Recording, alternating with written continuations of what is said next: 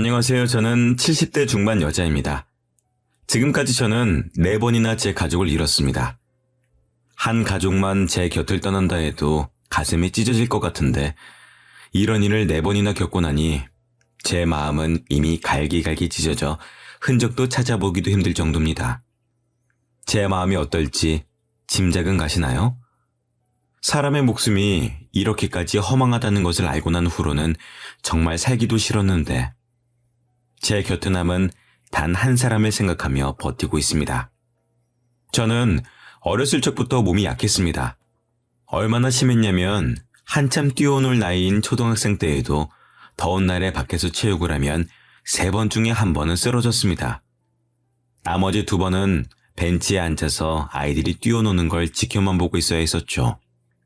건강하려면 운동을 열심히 해야 하는데 운동을 조금만 해도 어지럽고 쓰러지는 일이 많으니 운동을 할 수 없는 아이였습니다. 그러다 보니 공부를 조금만 심하게 해도 코피가 쏟아져서 성적도 늘 중하위권이었고 학교도 제대로 다니지 못하고 집에서 쉬는 날이 많았습니다. 그렇게 고등학교까지는 어찌어찌 졸업을 하고 일을 하려고 했었는데 무슨 일을 해도 제가 몸이 너무 약해서 얼마 가지 않아 못 버티고 쓰러져 버리니 회사 입장에서도 저를 쓰기 찜찜했었는지 3개월을 못 넘기고 해고당하기 일쑤였어요. 다행히 그때까지만 해도 저희 집이 부유했던 편이라 일을 안 해도 충분했었습니다. 그래서 결국에는 취직은 포기하고 집에서 요양을 하고 있었는데 제 눈길을 사로잡은 건 늘 같은 시간에 저희 집 앞을 지나다니는 한 남자였습니다. 늘 온몸에는 흙투성이에 먼지를 뒤집어 쓴 꼴을 하고서도 뭐가 그리 좋은지 신이 나서 걸어가는 모습을 보면서 그 사람이 궁금해지기 시작했어요. 그렇게 며칠을 그 사람을 보다가 하루는 직접 말을 걸어봐야 되겠다 마음을 먹고 그 사람이 지나가는 시간에 맞춰서 집 앞에서 기다리고 있었습니다. 제 예상대로 그 남자는 제 눈앞에 나타났고 저를 지나쳐 가려는 것을 붙잡았어요. 저기요, 잠깐만요. 그러자 남자는 주위를 휙휙 둘러보더니 아무도 없다는 것을 깨닫고는 자신을 가리키며 두 눈을 동그랗게 뜬 채로 저를 바라만 보고 있었습니다. 저는 이 집에 사는 사람인데요. 매일 그쪽이 지나가는 걸 봤거든요. 친해지고 싶어서 그런데 이름이 뭐예요? 남자는 처음에는 저를 이상한 사람 보듯 쳐다봤었지만 긴장해서 두 손을 한껏 모으고 어쩔 줄 모르는 제 모습을 보고서는 의심을 풀고 대답해 주었습니다. 그 남자는 저희 집 근처에서 일하는 건축업자였더라고요. 흙먼지들을 뒤집어 쓰고 있었던 이유를 바로 알 수 있었죠. 그날 이후 저는 종종 집 앞에서 그 사람을 기다렸고 남자는 제가 나와 있으면 잠시 대화를 했고 제가 나와 있지 않으면 제 방을 올려다보고 가곤 했습니다. 그렇게 저희는 만남을 이어오다 정식 연인으로 발전하게 되었습니다. 그런데 제가 남자를 만나는 것을 알게 된 집안은 그야말로 난리가 났어요. 너 만나는 사람이 건축 일을 한다고? 그럼 무식한 일을 하는 사람이랑 말은 통하니? 그래, 너 정신 차려. 네가 아직 사회생활도 제대로 안 해보고 많은 사람을 못 만나봐서 그런 사람이 눈에 들어오는 거지. 조금만 지나봐. 달라질걸? 그래, 얼른 정신 차려. 그런 남자를 못하러 만나? 언니와 어머니는 현장에서 일을 하는 사람을 대놓고 무시하시면서 헤어지라고까지 하시더라고요. 저는 절대 안 된다며 오히려 남자친구를 만나러 보란듯이 밖으로 데이트도 나갔었습니다. 하지만 어머니의 마음은 달라지지 않았어요. 오히려 아버지까지 합세했었죠.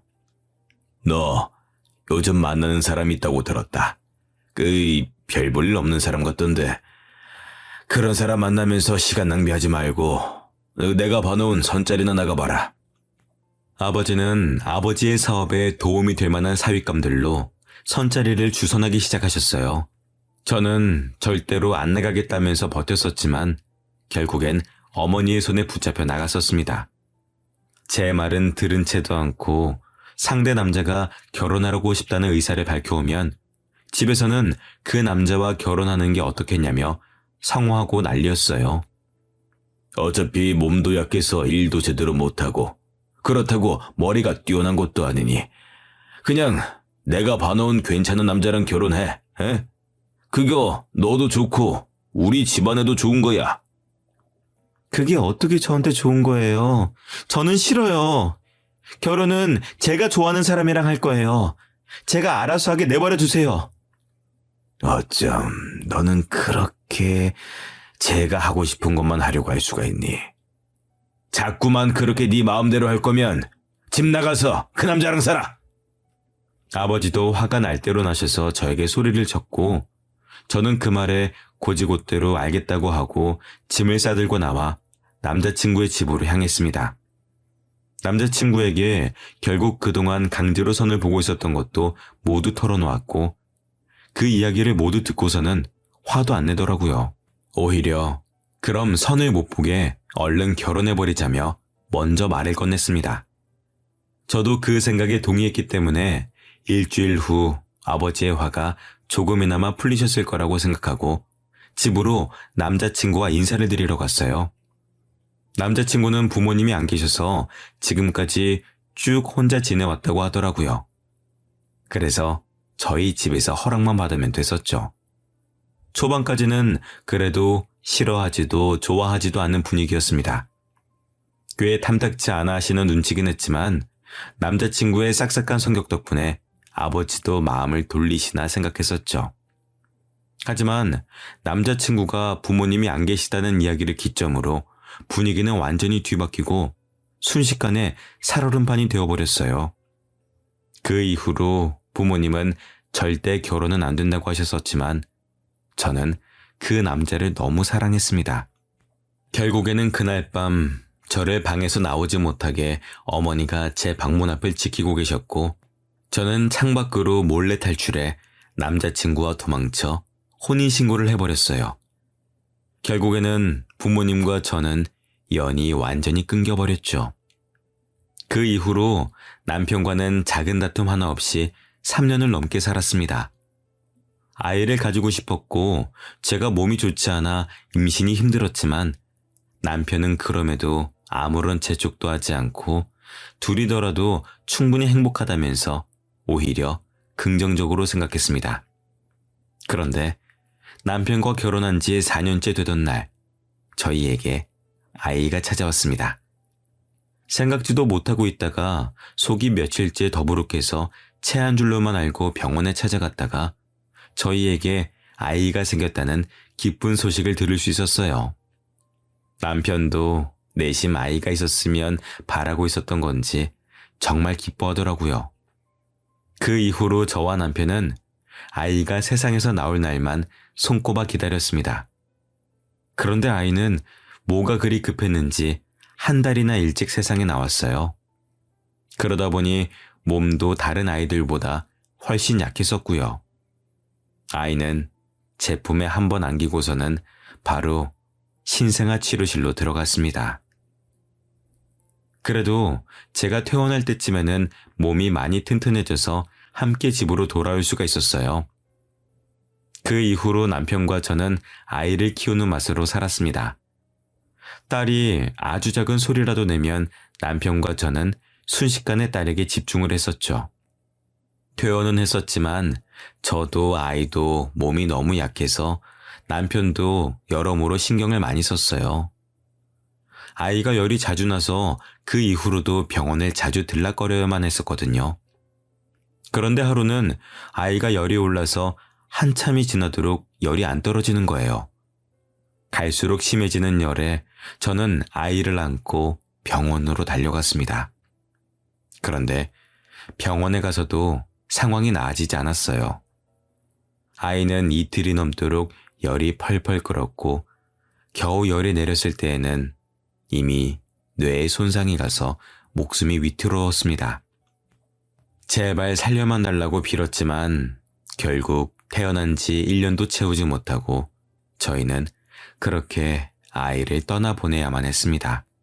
집에서 떠나질 않던 웃음소리가 아이가 떠난 후로는 뚝 끊겨버리고 슬픔에 빠진 저는 한동안 잠도 제대로 못 자고 눈물만 흘려댔습니다. 먼저 정신을 차린 건 남편이었습니다. 남편은 울기만 하고 밥도 제대로 먹지 않은 저를 달래가며 밥을 먹이고 저를 데리고 밖으로 나가면서 기운을 차릴 수 있게 해줬습니다. 남편 덕분에 저도 1년이 지나고 나서야 조금씩 기운을 차릴 수가 있었죠. 그런데 다시 임신을 하기는 정말 힘들 거라고 했었던 의사의 말과는 달리 저희에게 둘째가 기적처럼 찾아왔습니다. 하지만 이미 몸이 많이 약해진 탓인지 의사는 아이를 낳는 걸 말렸습니다. 아이도 중요하지만 이번에는 정말 아이를 낳다가 죽을 수도 있다면서요. 하지만 저는 이번이 아니면 다시는 아이를 낳을 수 없을 거라는 생각이 들어서 모두의 만류를 무릅쓰고 저는 아이를 지키기로 결심했습니다. 그 이후로는 병원을 제 집 드나들듯이 드나들었습니다. 배가 자주 아파져서 병원을 갈 때면 어찌나 겁이 나던지 그렇게 자주 가던 병원이었지만 갈 때마다 눈물을 한 바가지씩 쏟아낸 덕에 담당 의사 선생님이 기겁을 하셨었죠. 다행히 아이는 뱃속에서 꼬박 10달을 잘 채우고 태어났지만 저는 정말 생사를 왔다 갔다 했었습니다. 결국에는 제왕절개를 통해 아이를 낳았죠. 다행히 처음 태어났을 때만 해도 몸이 약하다며 병원 식구들의 걱정을 한 몸에 받던 제 아들은 고등학생이 될 때까지 흔한 감기 한 번 안 걸릴 정도로 건강하게 자랐습니다. 남편과 저는 다른 건 바라지도 않았고 그저 아들이 건강한 것만으로도 충분했습니다. 아들은 거기에다 공부도 꽤나 잘하는 편이었고 반에서 친구들과 사이도 좋았어요. 남편과 저는 이제 더는 바랄 것이 없겠다는 생각을 하고 있었던 찰나였습니다. 이제 곧 대학교를 들어가야 할 아들을 위해서 남편은 승진을 하려고 조금 과할 정도로 열심히 일을 하기 시작했었는데요. 그때 남편이 밤낮 없이 일을 하다 하루는 저녁에 술을 약간 마시고 확인할 것이 있어서 들렸던 현장에서 남편은 사고를 당했습니다. 술이 들어간 탓에 주변을 신경 쓰지 못했던 그때 남편의 위로 철근이 떨어졌고 뒤늦게 피하려다 결국 한쪽 다리가 완전히 깔려 그 다리는 뭉개져 버렸습니다. 결국에 남편은 왼쪽 다리를 절단하고 일을 그만두게 되었습니다. 심지어 회사에서는 술을 먹고 현장에 들어간 남편의 잘못이라며 보상도 해주지 않아서 남편의 병원비를 고스란히 저희가 떠안아야만 했죠. 그런데 문제는 남편의 병원비를 해결하고 나니 이제 당장 먹고 살 돈이 없었어요. 모아놓은 돈이라곤 남편의 병원비로 모두 나가버리고 이제 남편도 더 이상 돈을 벌어오지 못하는 상황이니 저라도 나가서 돈을 벌어야만 했습니다. 경력이라곤 20년 전 몇 개월 정도 회사에서 사무 보조를 하다 말았던 것이 끝이니 제대로 된 회사에서 저를 써줄 리는 만무했죠. 결국엔 집 근처 식당에서 주방 보조로 일을 하기 시작했습니다. 둘째를 낳은 후로는 몸이 더 약해져서 일을 하다 가끔씩 어지러움을 느끼기도 했지만 제가 아니면 돈을 벌어올 사람이 없으니 버텨야만 했어요. 미안해 여보. 내가 돈을 벌어와야 되는데. 몸은 괜찮아? 뭐가 미안해. 지금까지 우리 식구 당신이 먹여 살렸잖아. 이제는 내가 벌어올 수 있으니까 당신은 집에서 쉬고 있어. 남편은 제가 일을 시작한 이후로 제가 쓰러질까봐 전전긍긍했습니다.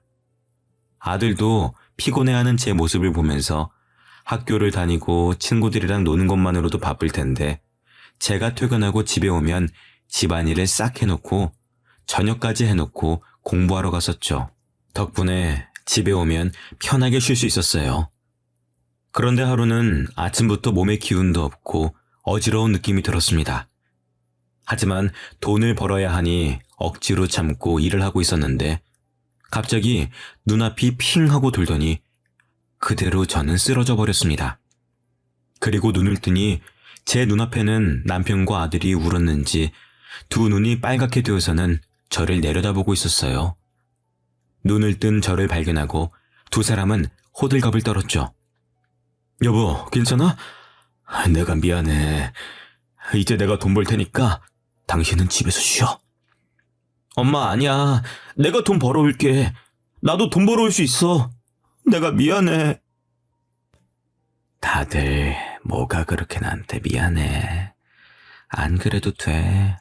돈은 내가 벌 수 있어. 다들 쓸데없는 소리 하지 말고 나한테 맡겨.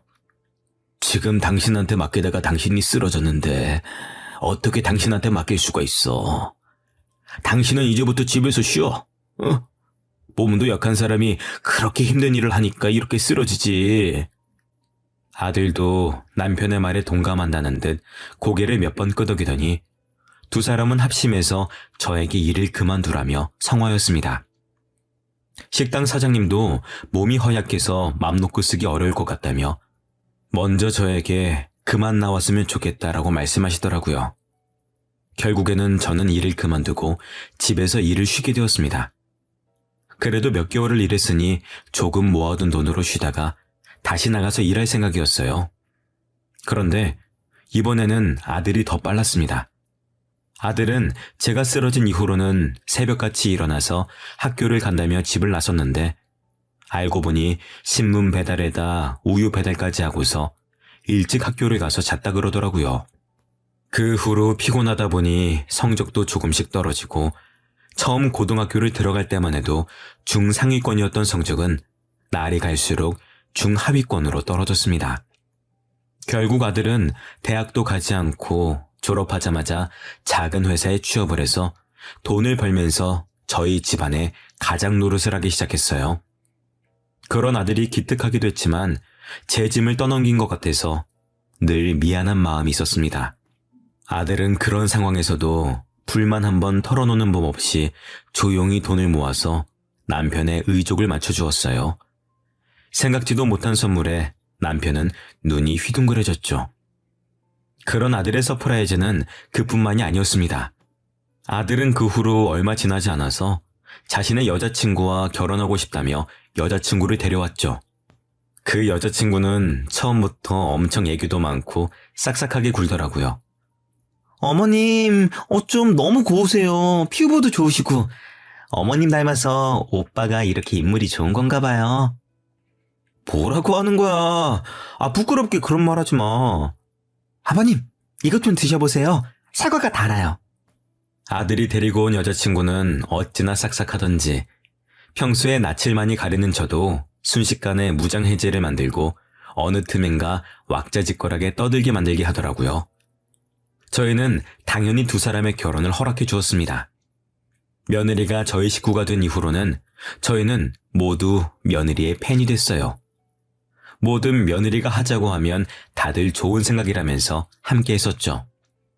그리고 아들이 결혼한 지 1년쯤 지나자 며느리가 임신을 했습니다. 저희 가족은 모두 기뻐하면서 안 그래도 예뻐하던 며느리를 어디 스치면 상처날까, 부딪히면 깨질까 조심스럽게 도자기처럼 다뤘습니다. 아버님, 이 정도는 제가 할 수 있어요. 저 주세요. 아유, 그러다가 접시가 깨져서 뱃속에 아기라도 놀라면 어떻게 하려고 그래. 저 새아가는 저기 소파에 앉아서 TV나 보고 있다가 우리가 부르면 와서 그때 밥 먹어, 응? 다 해놓은 반찬들을 덜어놓을 접시를 옮기는 것마저도 며느리를 시키지 않을 정도였죠.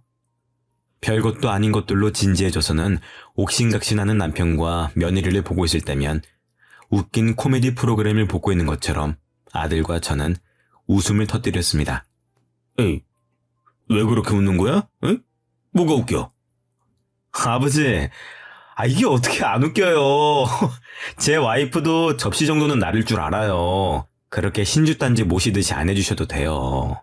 임신한 몸인데 신주단지보다도 더 귀하지. 네 엄마가 너 임신했었을 때는 이것보다도 훨씬 더 심했었어. 며느리라서 부담스러워할까봐 내가 참고 있는 거지. 아버님, 저 부담스러우세요? 저는 하나도 안 부담스러운데. 남편의 말에 며느리는 장난기가 도진 듯 남편을 놀리듯 이야기했습니다. 그러자 남편은 절대로 그런 것이 아니라며 펄쩍 뛰며 손사래를 치는 모습에 저희 세 사람은 한마음으로 남편을 놀려먹을 때도 있었죠. 그렇게 시끄럽지만 행복한 일상 속에서 아이도 무사히 잘 태어났습니다. 태어난 아이는 정말 며느리를 쏙 빼닮았더라고요. 잘 울지도 않고 생글생글 웃기만 하는 모습에 손주를 보고 있다 보면 하루가 어떻게 지나가는지 모를 정도로 시간이 뚝딱 흘러갔습니다. 남편과 저는 맞벌이를 하는 아들네 부부를 대신해서 자주 아이를 봐주고 있었는데요. 며느리가 다시 복직을 하면서부터 조금씩 바뀌기 시작했습니다. 처음에는 일찍 퇴근을 해서 아이를 데리러 꼬박꼬박 자러던 며느리가 갈수록 야근이니 회식이니 하면서 데리러 오지도 않고 일주일에 한 번 올까 말까 하더라고요. 아들이 손주를 데리러 오긴 했었지만 아들도 바쁘면 손주를 데리러 오지 못해 며칠을 내리 저희 집에서 보낸 적도 있었습니다. 그러다 보니 웃기만 하던 손주가 부모님이 보고 싶은지 울며 보채는 날도 많아졌었죠. 처음에는 저희에게 오면 부모와도 잘만 떨어지던 아이가 저희 집에 오면 제 부모랑 한참을 떨어져야 한다는 걸 알아차렸는지 떨어지지 않으려고 하더라고요.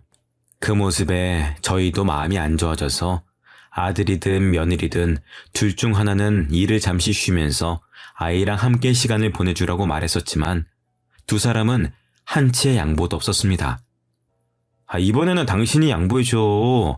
나 이번 일만 잘 풀리면 승진이야. 그럼 돈도 훨씬 더 벌 수 있는데 내가 그걸 포기할 수가 없잖아. 당신만 그래? 나도 그래. 나도 아이 낳고 이제 겨우 복직해서 제대로 일하기 시작했는데 어떻게 그만둬? 지금 쉬면 나중에 복직 못해. 아들과 며느리는 그때를 기점으로 자주 다투기 시작한 것 같았습니다. 괜히 저희가 말을 해서 사이좋던 두 사람 사이가 나빠진 건 아닌지 마음이 불편했었죠. 그럴수록 눈치도 없이 손주는 부모님과 떨어지지 않으려 안달이었습니다. 아들이나 며느리가 눈에 보이지 않을 때면 어찌나 울어대는지 마음이 참 아팠어요. 막상 또 아들과 며느리가 아이랑 함께 있으면 잘 놀아주는 편이라 무작정 두 사람이 잘못했다고만은 할 수가 없어서 답답한 노릇이었죠. 결국에는 돈을 더 많이 벌어오는 게 아들이니 아들이 계속 직장을 다니고 며느리는 잠시 동안 일을 쉬면서 아이를 돌보게 되었습니다. 아들은 아이를 키워야 하니 돈을 더 많이 벌어오겠다면서 지방을 전전하는 현장직으로 근무를 바꿨어요. 그렇게 하면 확실히 돈은 더 벌 수 있다고 하더라고요. 하지만 며느리는 처음에는 손주를 잘 돌보는 것 같다가 또다시 밖으로 나돌기 시작했습니다. 아가야, 어딜 그렇게 나가는 거야? 키연이는 우리한테 내팽개치고. 어머님, 죄송해요. 제가 일이 있어서요. 잠시만 기연이 좀 봐주세요. 며느리는 일주일에 두세 번은 저희 집에 아이를 맡겨두고 나가는 일이 생겼습니다. 갈수록 아이에게 관심이 없어진 것 같아 남편과 저도 걱정이 많았어요. 설마 새아가 밖에서 다른 짓 하고 다니는 건 아니겠죠? 무슨 그런 소리를 해. 새아가가 어디 그럴 애야? 우리가 모르는 무슨 일이 있는 거겠지. 조금만 기다려봅시다. 하지만 더 이상은 며느리를 기다리고만 있을 수는 없는 상황이 벌어졌습니다. 오랜만에 김치를 담가서 김장김치를 나눠주려고 아들네 집에 들렸었는데 초인종을 누르니 며느리가 나오긴커녕 집안에서 아이의 울음소리만 들렸어요. 저는 며느리가 집안에서 큰일이라도 당했나 싶어서 다급하게 경비를 불러서 문을 열어 집 안으로 들어갔습니다. 그런데 집에는 며느리는 없이 손주만 덜렁 있었어요. 심지어 책장에 깔린 채로요. 저는 깜짝 놀라 책장을 들어 아이를 빼냈고 손주는 놀랐는지 한참을 울음을 멈추질 못했습니다. 다행히 뭔가 많이 쌓아놓는 책장이 아니어서 그렇게 무거운 편은 아니었지만 2살배기 아이에게는 충분히 위협적인 무기였었죠. 저는 처음으로 며느리에게 화가 잔뜩 나서 전화를 했습니다. 무슨 일이라니? 너는 집에 애 혼자 두고 어딜 그렇게 돌아다니는 거야? 애가 12살도 아니고 겨우 2살인 애를 두고 집 밖을 나갈 정신이 있니? 집에 오셨어요? 말씀하고 오시지. 저도 정말 잠깐 나갔었던 거예요. 밖에서 그렇게 오래 있었던 것도 아니고요. 지금 바로 들어갈게요. 됐다. 집에 가봤자 기현이 없어. 기현이 책장에 깔려서 지금 병원이다. 병원에서 검사해보고 우리 집으로 데려갈 테니까 그렇게 하라. 네? 기현이가요? 많이 다쳤어요? 무슨 병원이에요? 이미 늦었어. 이제서야 기현이가 어떤지 궁금하긴 하니? 저는 화가 나서 며느리에게 병원도 어딘지 알려주지 않고 끊어버렸습니다. 다행히 손자는 어디 한 군데 크게 다치질 않아서 바로 퇴원할 수 있었습니다. 그리고 집으로 가니 며느리가 안절부절 못하면서 저희 집 앞에서 기다리고 있더라고요. 어머님! 기현이는요? 크게 다친 곳은 없죠? 그렇게 걱정됐으면 아이를 혼자 두고 밖에 나가질 말았어야지. 죄송해요. 제가 너무 급한 일이어서 앞에서 잠깐 만나자고 해서 딱 10분만 만나고 다시 집으로 들어가려고 했어요. 그렇게 급한 일이면 아이는 혼자 둬도 되는 거니? 아이는 데리고 나갔어야지. 죄송해요. 너무 급하게 나간다고 그럴 정신이 없었어요. 급하다고 애를 안 챙기는 게 무슨 엄마니? 너 혼자 있는 집에 기현이 절대 안 보내. 내 남편 올라오면 그때 우리 집 와서 데리고 가. 그 전까진 절대 안 돼. 며느리의 말을 들을수록 더 화가 치솟은 저는 아들이 오기 전까지는 절대 아이를 보내지 않겠다며 그렇게 말한 후에 집으로 돌아와 아들에게 전화를 걸었어요. 여보세요? 무슨 일이에요, 엄마? 기현이가 다쳤다. 애 엄마가 애 혼자만 집에 두고 나가서 애가 책장에 깔려서 집이 떠나가라 울고 있는 걸 보고 내가 놀래서 병원으로 데리고 갔다. 네? 그게 무슨 말이에요? 기현이는 괜찮아요? 많이 다친 건 아니죠? 많이 다치진 않았어. 이제 겨우 진정하고 잠들었다. 내가 아무래도 며느리를 잘못 본 것 같아. 급하게 나간다고 애를 내팽겨치는 게 말이 되니? 아들도 너무 놀라서 화를 내다가 일을 빨리 마치고 올라오겠다고 하더라고요. 늦어도 밤 12시에는 도착한다는 말에 항상 일찍 잠에 들던 남편과 저는 잠도 자지 않고 아들을 기다리고 있었습니다. 그런데 아들은 도착한다던 시간이 한참이 지나도 오질 않았어요. 처음에는 운전 중이라 전화하면 괜히 방해하는 걸까봐 기다려봤지만 차가 밀려서 늦는다고 해도 심하다 싶을 정도로 오질 않았습니다. 결국엔 새벽 2시가 넘어서 아들에게 전화를 걸어보았지만 받질 않았어요. 얼마 지나지 않아 며느리에게 전화가 왔습니다. 아들에게 사고가 났으니 얼른 병원으로 와달라면서요. 그렇게 저는 병원에서 나온 지 24시간도 채 지나지 않아 다시 병원으로 향했습니다. 아들은 급하게 운전을 해서 올라오다가 졸음운전 차량과 사고가 나면서 차가 심하게 훼손됐다고 하더라고요. 겨우 아들만 차 안에서 빼내고 휴대폰은 사고 난 차 안에 있어서 전화를 해도 받지 않았었던 겁니다. 경찰에서 신원 조회를 해서 며느리에게 연락이 갔던 거죠. 아들의 상태를 보러 갔지만 근처에도 갈 수도 없을 만큼 심각한 상황이었습니다. 병상을 둘러싼 많은 사람들이 아들을 살리기 위해서 온갖 가진 노력을 다했었지만 아들은 결국 그 자리에서 일어나지 못하고 숨을 거두고 말았어요. 남편과 저는 다리에 힘이 풀려 그 자리에 주저앉았습니다. 너무 현실성이 없어서 정말 꿈인 것 같았습니다. 모든 게 다 거짓말 같았어요. 겨우 키워놓은 아들마저 세상을 떠나니 모든 게 허망하더라고요. 처음에는 눈물도 안 날 지경이었습니다. 그 상황 자체를 받아들이질 못해서 아들은 아직 지방에서 올라오지 않은 거라고 생각하고 아들에게 계속 전화만 걸어댔었지만 결국에는 현실을 받아들여야만 했습니다. 아들에게 아무리 전화를 걸어도 전화는 연결되지 않았고 저는 그제야 아들이 정말 세상을 떠났다는 걸 실감하고서 그대로 무너져 내렸어요. 늘 제 옆에서 든든하게 받쳐주던 남편도 이번만큼은 도저히 감당할 수가 없었는지 함께 무너져 내려서 저희는 부둥켜 안고 울다가 그대로 저희 둘 다 실신까지 했습니다. 우리 아들, 내가 전화만 안 했어도 내가 괜히 전화해서 급하게 오느라 그런 일을 당한 거야. 다 내 잘못이야.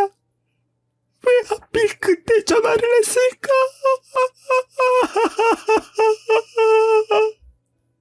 저는 제 스스로를 용서할 수가 없었습니다. 제가 아들에게 전화만 하지 않았더라면 이런 일이 일어나지 않았을 거라는 생각에 제 자신이 너무 미웠습니다. 심지어 제가 정신을 차렸을 때는 이미 아들의 장례식조차 끝이 나 있었습니다. 정말 낳기만 하고 해준 것도 없는 엄마가 된 것 같아 아들에게 너무 미안했어요. 아이 좀 더 돌봐주는 게 뭐가 그렇게 어려운 일이라고 두 사람 사이에 분란을 만들었는지 과거로 돌아갈 수만 있다면 제 입을 막아버리고 싶었습니다.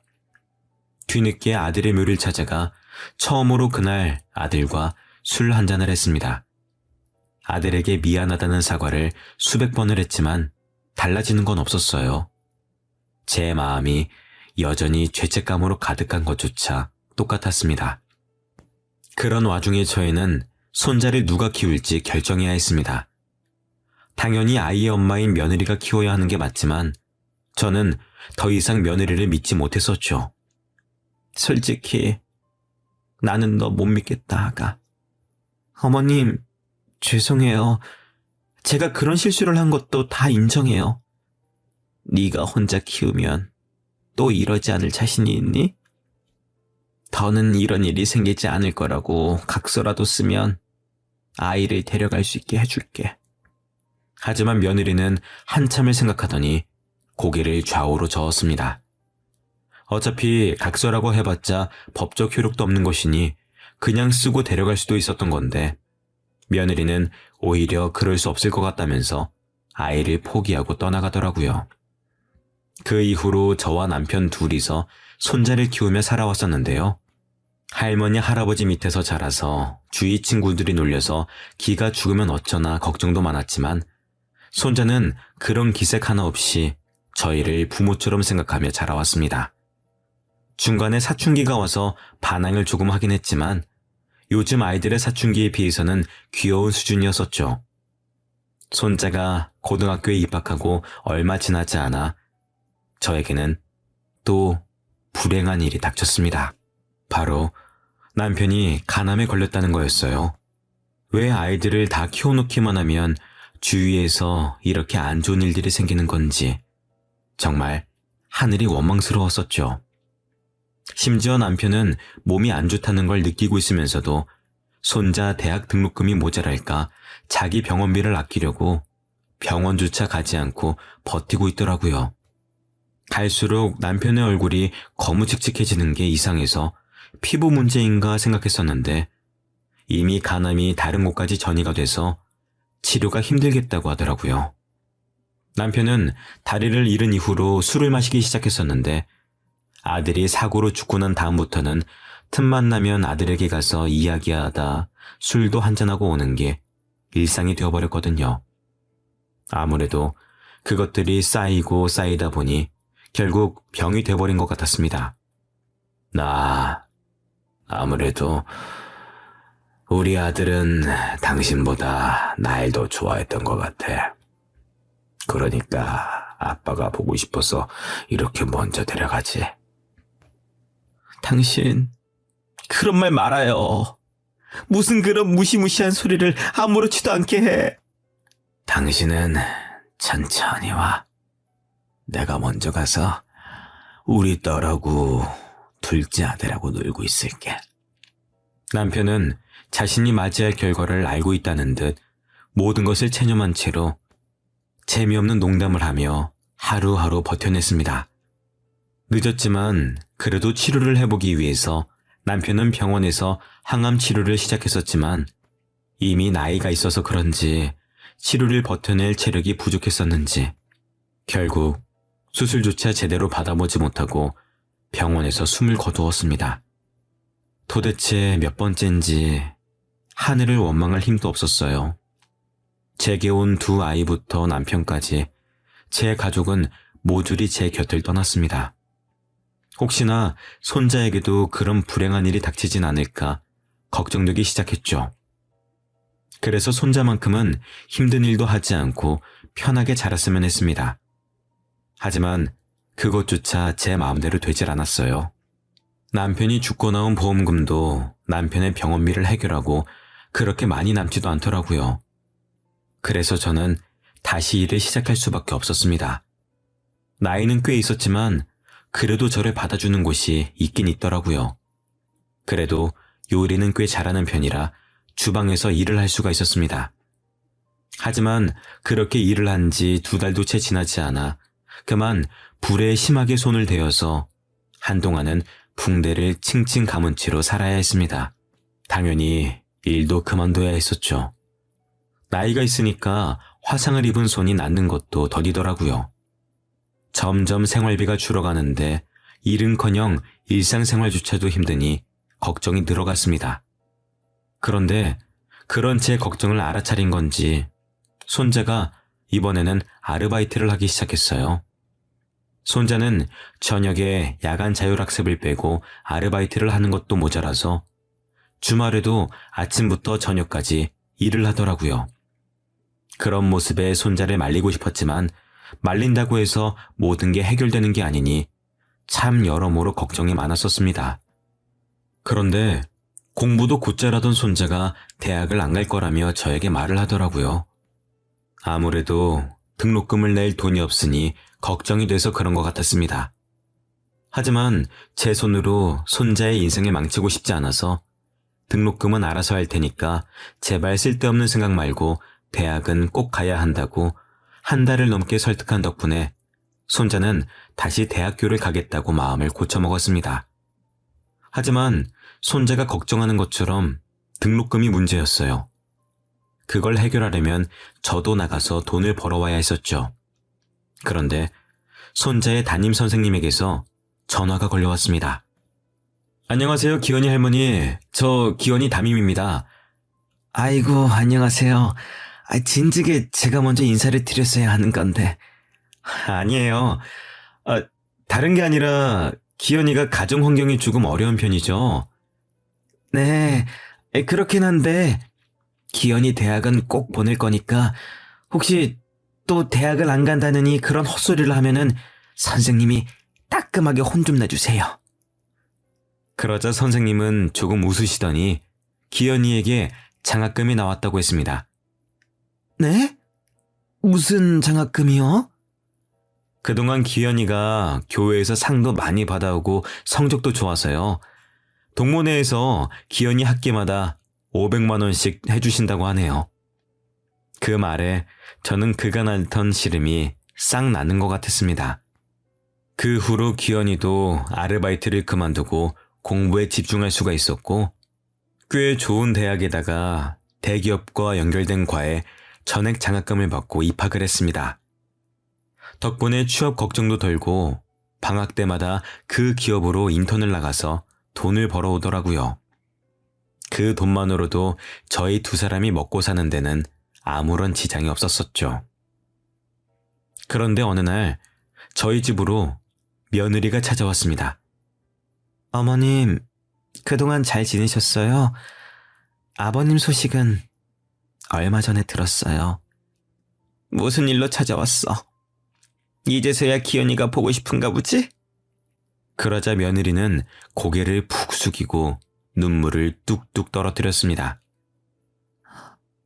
어머님, 저 얼마 안 남았어요. 엄마라고 말하지 않아도 돼요.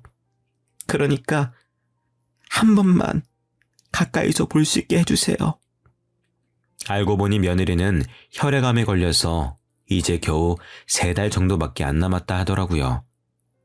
매번 멀리서 손자가 커오는 걸 봤었는데 죽기 전에 마지막으로 가까이서 보고 싶어서 직접 찾아온 거였습니다.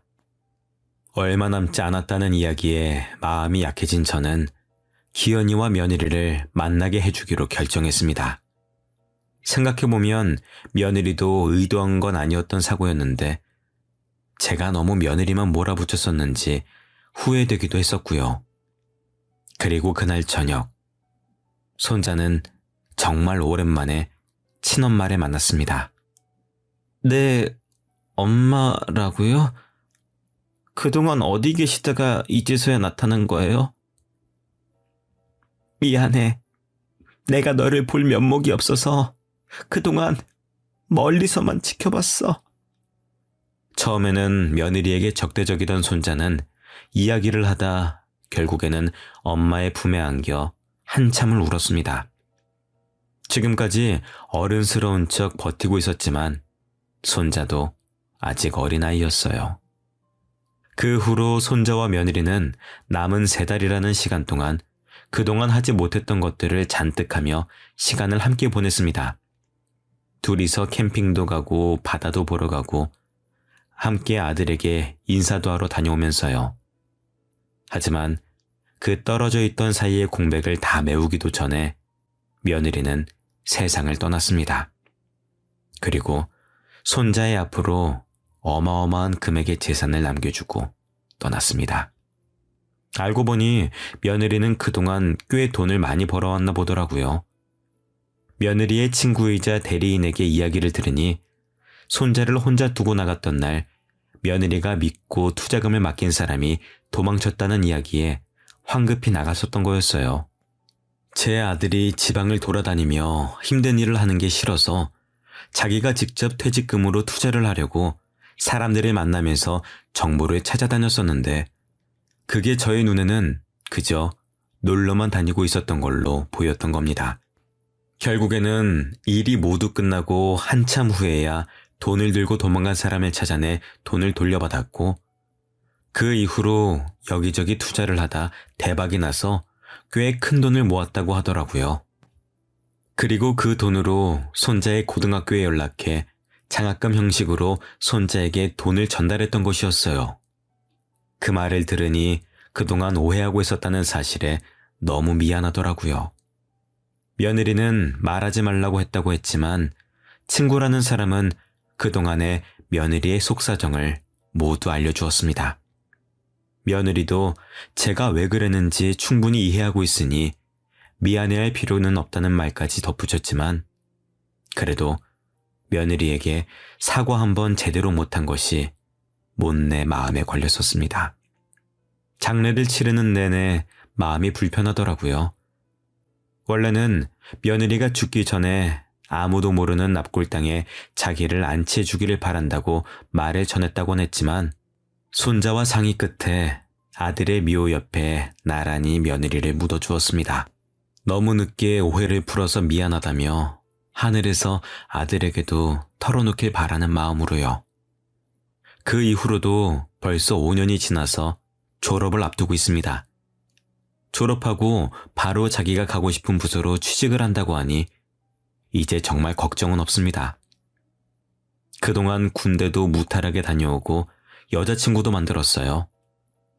주변 사람들을 넷이나 잃은 건 과거에 제가 너무 이기적이어서 벌을 받았나 생각합니다. 제멋대로 판단해버린 탓에 몇 명이나 상처를 받았을지 가늠이 안 되네요. 많이 늦은 것 같지만 남에게 도움만 받는 삶이 아니라 도움이 되는 삶을 살고 싶습니다.